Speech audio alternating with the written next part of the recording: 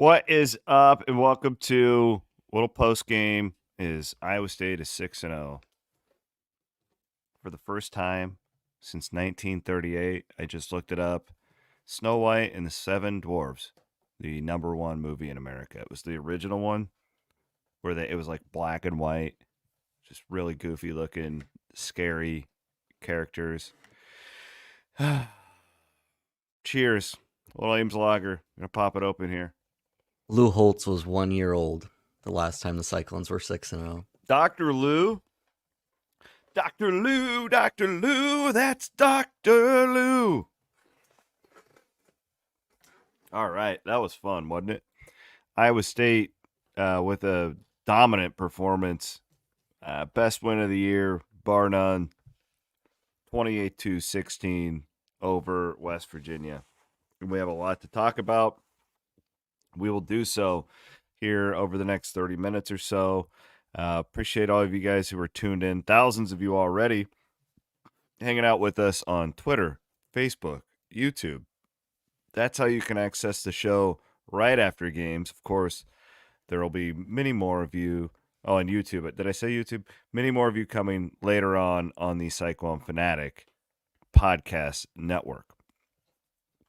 Before I dig into the game, we are presented by four great sponsors: Raymond James, my guys Clay and Chase Natuzel. They are financial advisors here in Central Iowa. Really great dudes who I've gotten to know over the last few months, and I really, really think that you guys will like them. If you are in the market for the need of any financial service, my guys Clay and Chase Natuzel, they, again, are financial advisors right here in Central Iowa. Go to Raymond James, and their last name is spelled Netusil, and go find them. Their website will pop right up. Also, my friends over at Carl Auto Group. Wanted to give a shout out to our dear friend Carl Moyer. Recently passed away, and we mean a lot to us. All of our friends over at Carl Auto Group, I know they're going through a tough time over there, so shout out to them, and remember them for all of your auto buying needs. I got my Cyclone Fanatic Silverado sitting out in the front of my house right now. All right, let's get after it. We'll thank our other sponsors here in just a little bit. 28-16 tonight. Multiple storylines here. Of course, there's the big picture where Iowa State sits. They'll likely be in the top 10 next week when Central Florida comes to town. A lot of good offensive storylines. This game starts with the defense, folks.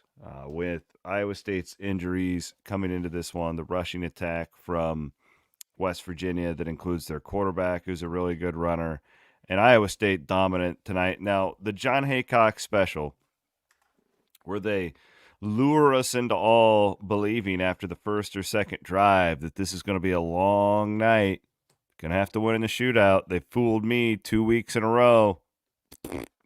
Iowa State locks down in a really dominant defensive performance. West Virginia gets a cheap touchdown at the end of that game to make it look better than it was. But the Cyclones, let's look what they held them to. 4.6 yards per carry. That is skewed greatly by the quarterback running abilities. He had the 128-yard run on a broken play. If you just take it to the running backs, Iowa State holds them to about 2.5 yards per carry, which is an incredible stat. So to John Haycock and the boys, you guys get an attaboy tonight. I would like to give a shout out to some specific players on the defense. How about our guy 41 out there, Rylan Barnes, and then our guy Bo Goodwin, true freshman. That kid's a freaking stud. 34 out there. If y'all didn't know who he was, you're going to know him in the future. Really good play by both of those guys tonight, I thought, in minutes that they probably shouldn't be getting just because of where they're at in the program. But, of course, there's a lot of injuries at that specific position. That's well documented. I don't need to go through all of them. I thought that they both played really, really well tonight. 41 Barnes was like, honestly, like, I'm sure when you go down and break down the tape early on, like it's not perfect. He was really pretty good. Last week it was scary. Like you're like, oh my, he was really good tonight, I thought. And same with Goodwin. I really thought that that John called a great game with them too. I talked about this a little bit at halftime, but he accentuated it, I thought, in the second half, where he gave him a ton of freedom to just go after the quarterback, go over after whoever has the ball. There were some situations there. I thought in the second half, early on, Neil Brown and that coaching staff at West Virginia did a pretty good job of attacking that second layer, specifically with the big tight end 87. They were getting the wide receiver matchups on Goodwin there for a while, and it started to make me just a smidge nervous. But of course, then John starts bracketing guys, and Iowa State dominates. So really think that Haycock and that defensive staff getting those guys ready in the linebacking group really did a nice job. The secondary continues to just be elite. Malik Verdon is having his best season as a Cyclone. Bo Freeler continues to just be solid. And then Jontez Williams, I could make the argument that he's been the defensive MVP on the season. He gets another interception tonight, comes up with 6 big tackles as well. So I could go up and down. The defense was really good all the way around. Before I get to the offense, I do want to thank our friends at Central States Roofing for sponsoring the podcast. These guys, they came on with us last year around the NCAA tournament, and they've been a really good partner of ours. There's advertisers and there's partners. These guys get it over at Central States Roofing, and they get it because they're a locally owned and operated company just like we are here at Cyclone Fanatic, and it works. Those are the best types of companies for us to be partnered with because it really there's a great synergy between the two. They do commercial roofing in Central Iowa, roofing repair, and they are diehard clones. Check them out, Central States Roofing. The same goes with our friends at Keen Projects Solutions. Think different, think Keen. They are, again, a newer advertiser with us who wanted to use Cyclone Fanatic to get their name out there as they do. You got to go to thinkdifferentthinkkeen.com. That's Keen. And you can see all the different things that this incredible company does, from design, build, and engineering to construction management, trade services. They're all over the place. Good stuff. Thinkdifferentthinkkeen.com. I love their logo too. Whoever did their logo did a good job. Keen. Thinkdifferentthinkkeen.com. Iowa State now goes to 6-0 with Central Florida coming to town next week. We'll get to that. I want to recap what I saw from the offense tonight. And I said this after the Baylor game, and it's accentuated now. Taylor Mauser, the most aggressive play caller I've ever seen at Iowa State after 6 games in. Like some of the calls tonight, like my notebook got too long from some of the calls that I just love. My favorite one, there were 2 of them in that fourth quarter. 3rd and 3, Iowa State's on like the 10, and they ran the quarterback power run because the announcers went crazy over it too because it was just like, where in the hell did that come from? Amazing. Love getting the quarterback into the run game. Even just the threat of the quarterback being able to run, as we've seen the last couple of weeks with Rocco Beck, it makes it so much trickier as a defensive coordinator when you have to somewhat plan for that. An amazing game right there, or amazing call right there. And then what about the 4th and 2 option? And then down at the end of the game, they were trying to get Higgins the touchdown. Pretty sure that's what it was. Didn't end up putting it in the end zone, but wow, just I love what Mauser's doing. The ability to not only, like, some guys are air raid guys, right? And it's like that's what we do. You could tell the way Mauser's calling these games how much, pardon my French, how much shit he's got in his back pocket. It's just the creativity is through the roof. There'll be 3 tight ends, then there'll be 5 wide 2 plays later. I love it. It helps when you have really good players. But I think what we're seeing too, I do think this offensive line is playing at a high level. I think that was why I remember last week I told you guys I'm going to buy the offense now. Now, you may look at this and say, like, this isn't, they didn't blow 28 points tonight. It wasn't like an incredible offensive performance. But It's efficient though. Like they could have scored more points tonight. What was the yards per play? 5.5 yards per play. That's good, not great for this team, but we'll take it. We'll absolutely take it.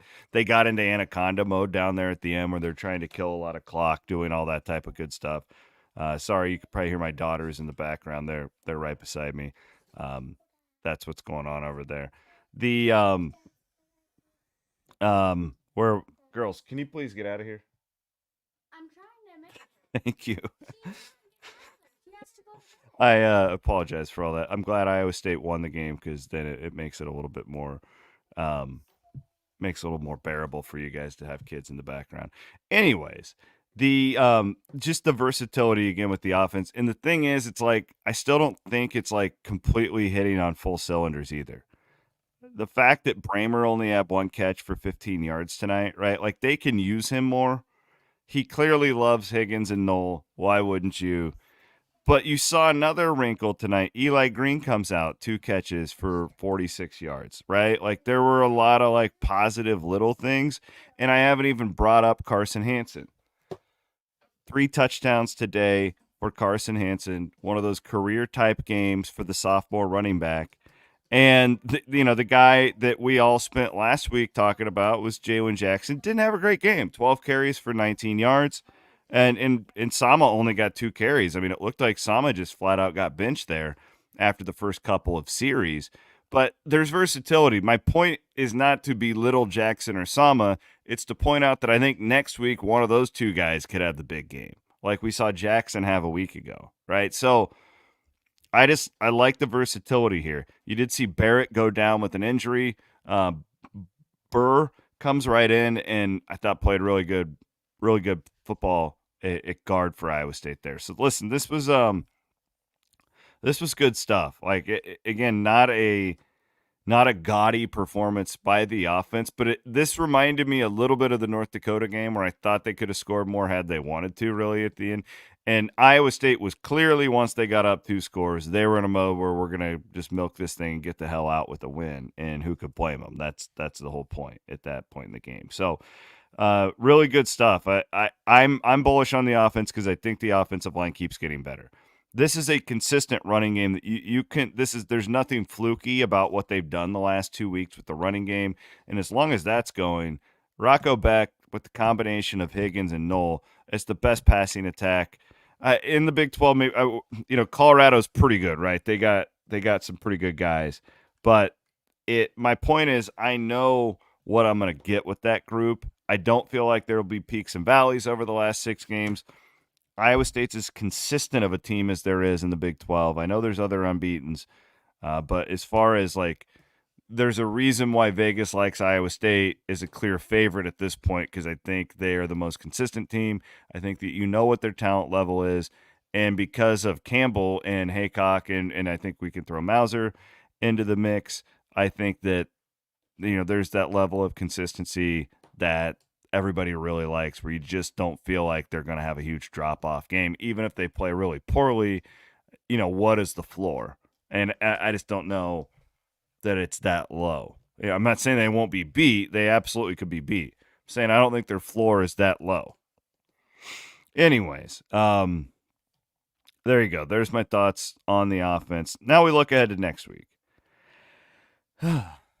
We look ahead to next week, and all of a sudden, Iowa State is going to be a double-digit favorite against Central Florida, who's really struggling right now. They've dropped 3 in a row. They, who knows what you're going to get out of that group, right? Like, so you just keep doing you just keep doing your thing. But this is setting up to be really freaking awesome, right? So you get that, and then you get a bye, and then you get Texas Tech. And I'm thinking that they're going to be undefeated in the Big 12 in that game. So this is like really rare stuff. I said it at the end of whatever it was after the Houston game. Like, I hope Trice is sold out on Saturday night. Like, you're going to be in the top 10 and like all this stuff now. It's like, no, it's not Williams and Bloom on Sunday nights just getting us hyped up. It's like you're there. Like all of it's real. The playoff stuff, all that stuff is real. And it's right in front of you. So, really cool stuff. I hope you guys are enjoying it as much as I have. And let's get after it. But this was one of the, I don't want us to be bigger. This was one of the best wins of the Campbell era. This is definitely top 3. I think the game at Texas in 2020 would be right up there when they beat Tom Herman's team, if you remember that one. There's a lot of good wins. There's a lot of really good wins. Obviously the Oklahoma, but I'm saying with like as much as it was on the line tonight, pretty much everybody was picking against you tonight, even despite all of the good things that you've done. Not a lot of people believed it because of your schedule. West Virginia last week with what they did at Oklahoma State. You're only a 3-point favorite, being an 11th ranked team, night game at a play, right? Like there was a lot of reasons to think that this is a bad spot for Iowa State, where traditionally it's a bad spot for anybody. So you go out there and you prove that. That's really incredible. Like this is one of the better wins in his entire era. So really good stuff. I have not been reading your guys' comments. I see there are hundreds of them. I would love to go through and answer some questions or anything like that, but I don't even know really where to start. Aiden Wyatt, have you seen any good ones? Any ones that I need to hit on this? Not to put you on the spot or anything, but you're producing the show. Nope, Anything 0 out good there? questions. Great job, everyone. 0 good questions. I'm just going to drink this here Ames lager then. Last point I'll make. Lance asking if any hats that I'm wearing are available. I think we have like 5 left, so go buy them up. I want to get rid of them. These were special edition. We only made 100 of them, so go buy them. The last point I'll just make is just dominance, right? Like, there's so many times in these sports where it's like you could be 6-0. I've never seen a 6-0 Iowa State team, but let's say like my Minnesota Vikings, maybe not that's a bad example. But yeah, like we've all watched the team be 6-0 and be like, okay, but there's really no okay, but with what Iowa State has done, especially in the Big 12. It's just been dominant, right? Like that, the Iowa game, clearly the first half is a disaster. But the second half, like you totally flip the script. You go and take that game on the road to the rival. The games have been dominant, is what I love so much about. That's why I'm just convinced that this is different. This isn't going to be I don't know. I'm not predicting 12-0. I don't know if they'll go to the Big 12 championship. All I'm saying is that there's no flukiness about any of this. They're just dominating their opponents.